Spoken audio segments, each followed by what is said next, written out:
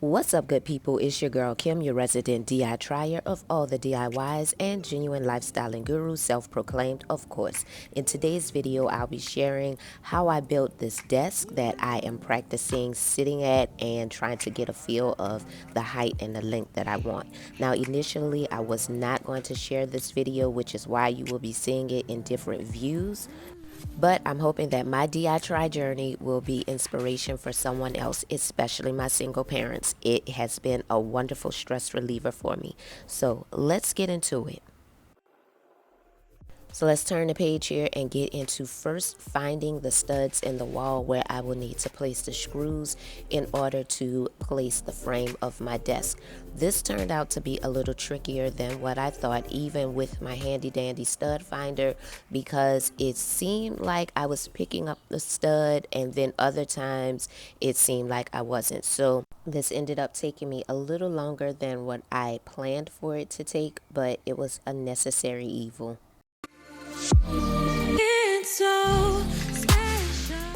Let's do this. So now that I've marked out the studs on my wall, I want to go ahead and start drilling holes where my frame will go.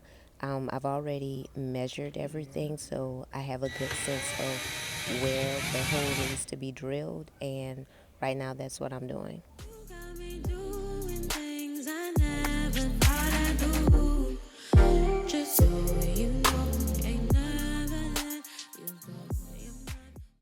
Right now I'm cutting my 2x3 down to my preferred size. I will link in the description all the tools that I used, as well as provide the measurements for my floating desk if you would like to DIY making your own floating desk for yourself.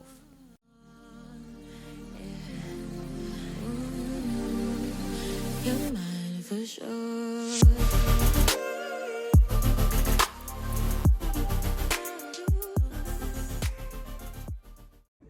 Since I'm uncertain of the size of the drill bit I want to use, in order to attach these toggle bolts, then I am going to just do a little test piece, a scrap piece here, just to see.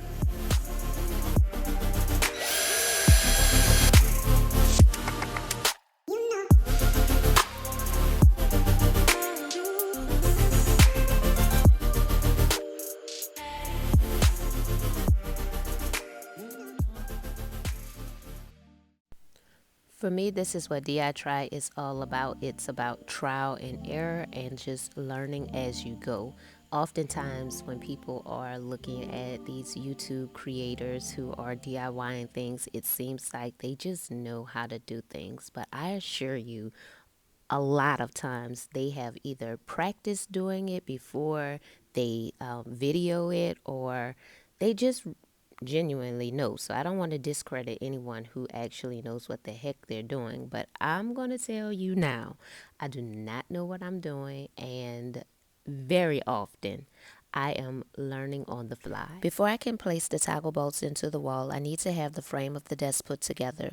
Right now, I have my 2x3s butted up against each other and held together by wood glue only. The same concept for making the workbench frame is what was used here, and I have that linked in the description. I'm going through and making pilot holes where I will place all of my screws. One of the best investments that I made for myself as a novice woodworker is these clamps that you see here. I'll link them in the description because I do think that they are a great beginner tool to have in your toolbox.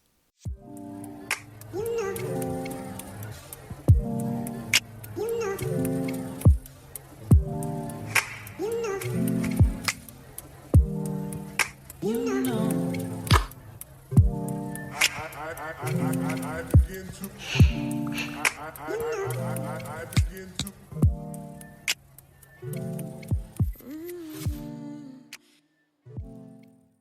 Okay, little lemon pepper steppers. We gonna do this again. Wrong way. Got a nice half-size drill bit. Hopefully this works out in my favor. In the name of Jesus.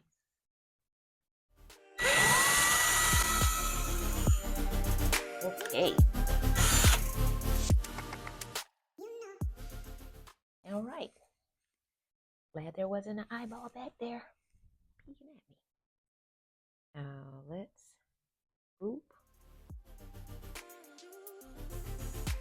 boop. All right, yes, let's boop this.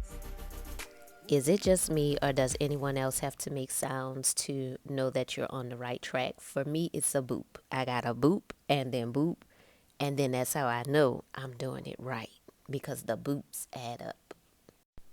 Now, what you are about to see is an impatient woman struggling to get these toggle bolts into this frame.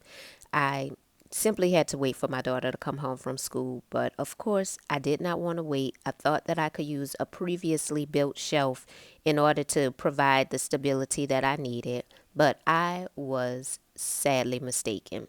Don't be like me. I'm sorry. Yes. Okay, watch your toes, honey. As a matter of fact, just move that out the way. This? Yeah. Okay. Now I need you to come. We need to switch positions because I need to kind of guide this in. Hold it just like this.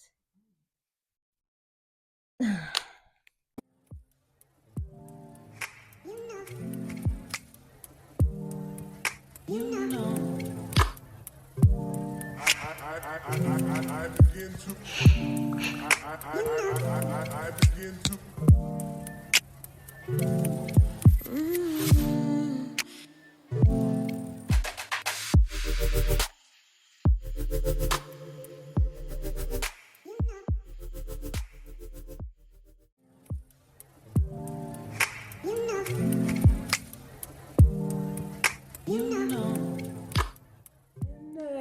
Yeah, yeah. Yeah, yeah. Say floating desk. Back it up. I'm gonna back it up. Okay, that's enough. No one can see you. All right, girl, go study. We've now got ourselves a frame for a floating desk, folks. I almost wish I would have put in one more toggle bolt or whatever it's called, toggle anchor. It's a toggle something. Kind of wish I would have put one over here somewhere, but it's pretty sturdy over there. I don't really like what I think is a little loose over here, so I'm gonna go back in and do like an L bracket under there, just something to give it a little bit more strength. But it's coming along.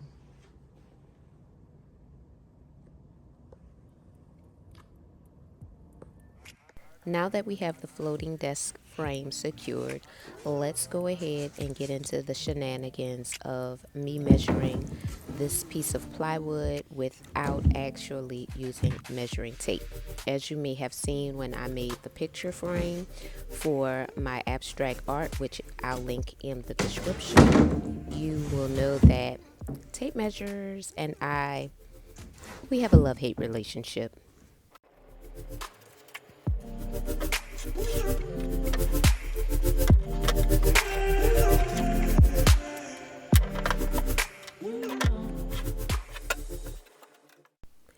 From my very non-mathematical way of measuring for the top piece of this desk, I'm going ahead and taking my circular saw and just cutting on the line that I scribed. Circular saw and we really don't jive because this, look at how exact this is compared to when I get here. And as you can see, I have lippage. So initially, I did want it to kind of have a little bit of overhang, but not this much. And then it's just a totally, I don't know if you can see, but that cut is just so crooked. It is just a crooked cut. So I am going to be learning the circular saw a little bit more. because thankfully I have a few more sheets, but I'm not really trying to use it all up because I wanted to use it for some other things. Something that I realized while I was dealing with the plywood is that when I originally got it cut at the tool supply store, they actually cut it a little crooked. So the entire time I was thinking it was me and the table saw because, sidebar, it often is. This go around, it actually was not me. So I'm just dealing with it, making it work as best I can. And while I figure that part out, I'm just going ahead and adding this L bracket to give this end of the desk a bit more support since it's obviously not up against the wall.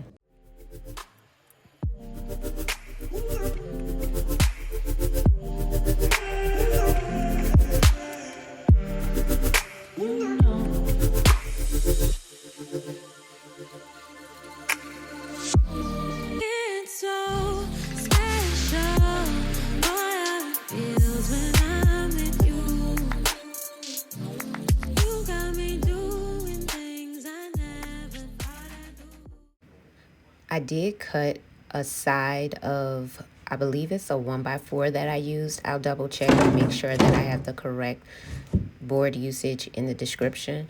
But I cut that one side, and that's what you see the clamps are holding while I go ahead and glue down this top part of plywood onto the floating desk. I just wanted to get a sense of how things would look and what other adjustments I may need to make along the way.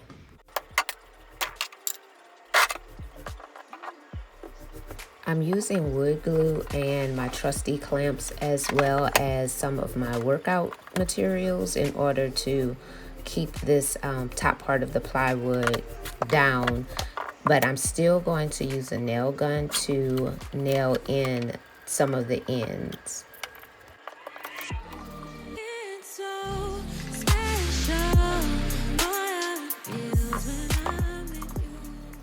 Okay, good people, before I make my way out of here to run errands, take the girl to start driving school, I want to go ahead and see if I can attach this side piece to the floating desk. So let's get it. The side pieces were cut at 45-degree angles in like manner to how I cut the wood frame I did for my abstract piece of art, which again, that is linked in the description. So you can watch that video to get a sense of how to make the 45-degree angled cuts.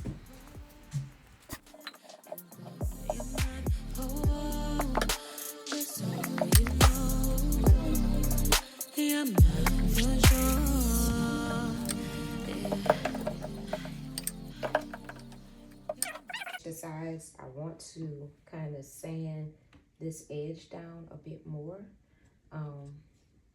because it kind of has some lippage over there. So I'm going to see if I can just kind of shoot. Be right back.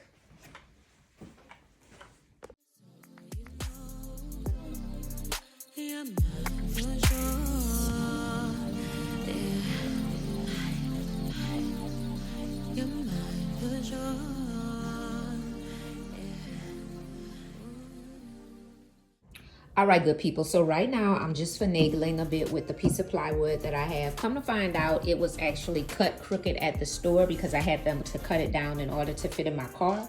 But I was trying to make a crooked piece straight without losing too much of the plywood. Nevertheless, see, mistakes were made. And what I'm going to try to do is take some of the particles that came from when I was cutting this with the miter saw, mix that with some glue and just try to fill that in. I know that is a lot to fill in, but I'm just going to see if I can make it do what it do in order to get this floating desk up and going, and of course fill that in.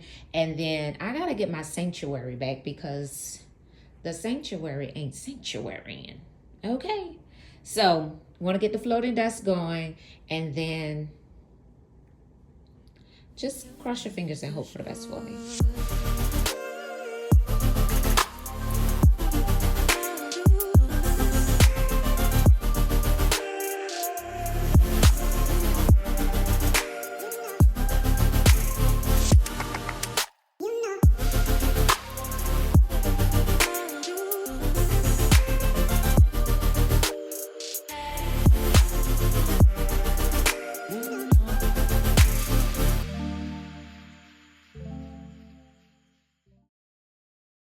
My daughter, who is typically my videographer slash editor, wanted to get in on the action, so I got her to help with using the nail gun in order to adhere the 1x2s to the sides of the frames.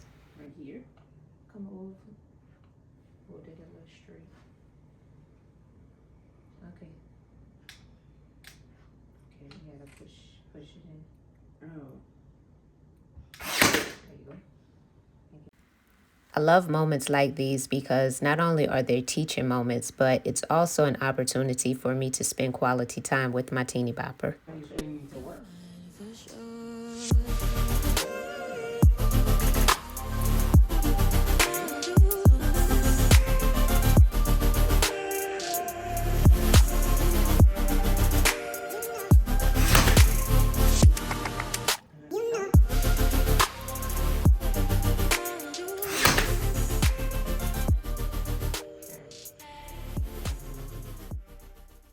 Before caulking, I wanted to come in and sand down the areas where I had added some additional wood glue and wood filament pieces in order to fill in those gaps and cracks that I had when I put down the plywood.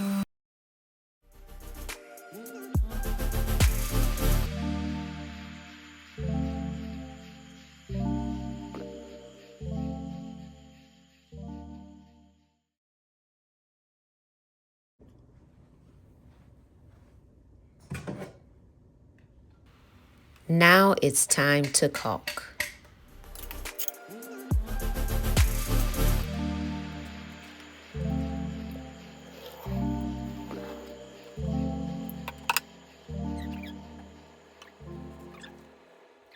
And there we have it, people. A floating desk tucked away in a corner of my home, used as an alternative space for my typical work from home area.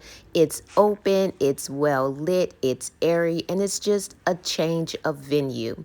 If you decide you would like to make a floating desk, please let me know about your D.I.trY journey as I continue to D.I.trY in this space. Don't forget to like, comment, share, and subscribe to the Relaunching Color channel for more D.I.trys of DIYs.